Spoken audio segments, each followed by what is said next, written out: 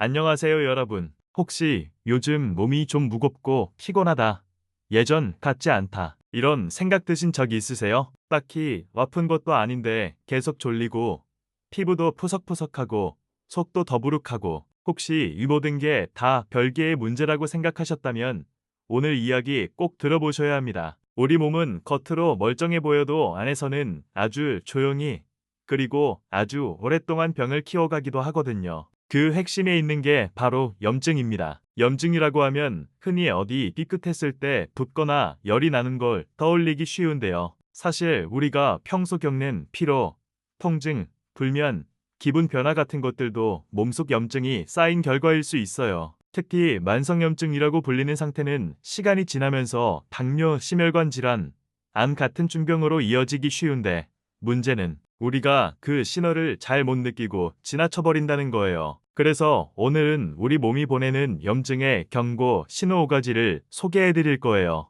그 신호들이 나타났다면 어떤 의미인지, 또 어떻게 관리하면 좋은지, 생활 습관과 음식까지 알기 쉽게 정리해 드릴게요. 자, 그럼 지금부터 내 몸의 작은 변화들을 조금 더 진지하게 바라보는 시간 시작합니다. 첫 번째 신호, 피곤함이에요. 근데 이건 그냥 좀 피곤하네 하는 수준이 아닙니다. 잠을 7, 8시간씩 자도 계속 졸리고 일어나도 개운하지 않고 하루 종일 멍한 느낌이 사라지지 않는다면 이건 몸속에 염증이 쌓이면서 에너지 대사가 방해를 받고 있다는 의미일 수 있어요. 우리 몸은 염증이 생기면 면역세포들이 총출동해서 그것과 싸우거든요. 문제는 이 과정이 반복되면 에너지가 고갈되고 결과적으로 만성 피로가 계속된다는 겁니다. 특히 체력에 자신 있었던 분들도 갑자기 예전 같지 않다, 회복이 잘 안 된다 느낄 때 염증 문제를 의심해 볼 수 있어요. 두 번째 신호는 관절 통증과 뻣뻣함입니다. 아침에 일어났을 때 손가락이 잘 안 펴진다거나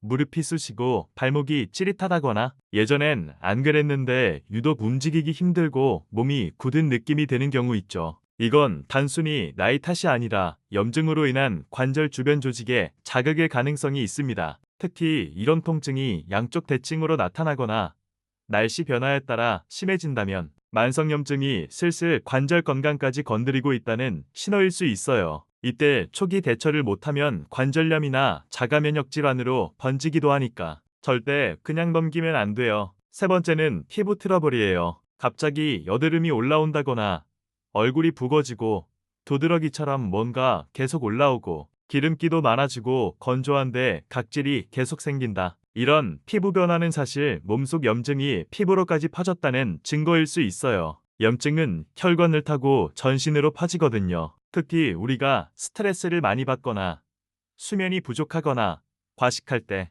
몸이 염증 반응을 일으키면서 그게 피부까지 영향을 주는 겁니다. 그래서 평소보다 트러블이 늘었다, 스킨케어가 안 먹힌다 싶으면 화장품만 바꾸지 말고 식습관, 수면 습관, 스트레스 상태를 한번 돌아보셔야 해요. 네 번째는 소화불량과 복부 팽만입니다. 가스가 차고 속이 더부룩하고 식후에 항상 불편한 느낌이 들고 변비랑 설사가 번갈아 나타나거나 대변 상태가 안 좋다. 이런 증상은 대부분 그냥 장이 예민해서 그렇다고 생각하지만 사실 장 점막에 염증이 생겨서 그런 거일 수 있어요. 우리 장은 면역세포가 가장 많이 모여있는 기관입니다. 그래서 몸속 염증이 심해지면 가장 먼저 반응하는 곳이 바로 장이에요. 장 점막이 얇아지면서 음식물에 대한 반응도 예민해지고 이물질이 혈관으로 새어나가기도 해서 전신 염증으로 이어지기도 하죠. 그래서 평소보다 속이 자주 안 좋고 배가 빵빵하게 부는 느낌이 계속된다면 장 건강은 물론 몸속 염증 신호일 수 있다는 걸 꼭 기억하셔야 합니다. 마지막 다섯 번째는 우울감과 브레인 포그, 즉 머릿속이 뿌연 느낌입니다. 이건 정말 많은 분들이 간과해요. 일이 손에 안 잡히고 기억력이 떨어지고 집중이 안 되고 뭔가 기분이 가라앉는데 이유를 모르겠고 이건 단순한 감정 문제가 아니라 염증이 뇌까지 영향을 주고 있다는 신호일 수 있습니다. 염증은 신경계도 건드려요. 특히 염증이 올라가면 행복 호르몬인 세로토닌 생성이 줄어드는데 이게 바로 기분 변화나 우울감, 무기력함으로 이어지는 거예요. 또한 머릿속이 안개 낀 것처럼 멍하고 집중이 안 되고 사소한 것도 자꾸 까먹는다면 그것도 만성염증이 뇌 기능을 방해하고 있다는 신호일 수 있습니다. 자, 그럼 이제 질문이 생기죠. 그럼 이런 염증 어떻게 줄일 수 있을까? 방법은 의외로 단순합니다. 생활 습관,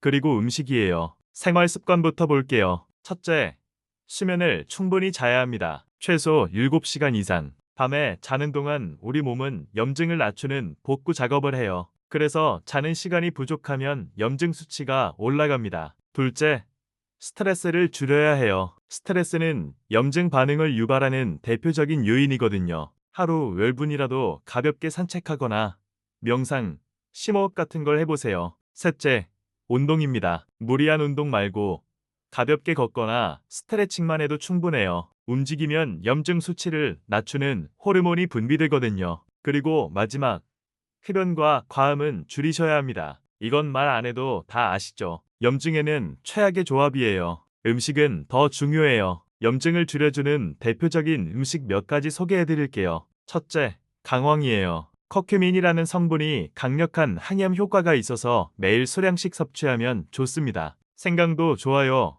위장에도 좋고 몸속 염증을 줄여주는 자연 재료죠. 베리류, 특히 블루베리나 라즈베리는 항산화 성분이 많아서 염증 완화에 효과적이고요. 지방은 버터, 마가린보다는 올리브 오일이나 아보카도 오일로 바꿔보세요. 그리고 생선, 특히 연어나 고등어처럼 오메가3가 풍부한 생선은 염증 억제에 큰 도움이 됩니다. 반대로 피해야 할 음식도 있어요. 설탕, 가공식품, 트랜스 지방, 인스턴트 음식은 염증을 유발하거나 악화시킬 수 있으니 되도록 줄이시는 게 좋아요. 지금 내 몸이 보내는 작은 신호들, 절대 그냥 넘기지 마세요. 염증은 조용히 쌓이지만 어느 순간 큰 병으로 터질 수 있습니다. 지금부터라도 하나씩 바꿔보세요. 내 몸은 분명히 반응해 줄 거예요. 오늘 영상이 도움이 되셨다면 가족이나 친구와 꼭 공유해 주시고요. 지금이라도 천천히 내 몸을 돌보는 습관 시작해보세요. 건강은 결국 우리가 얼마나 일찍 신호를 알아채고 어떻게 대처하느냐 달려 있으니까요.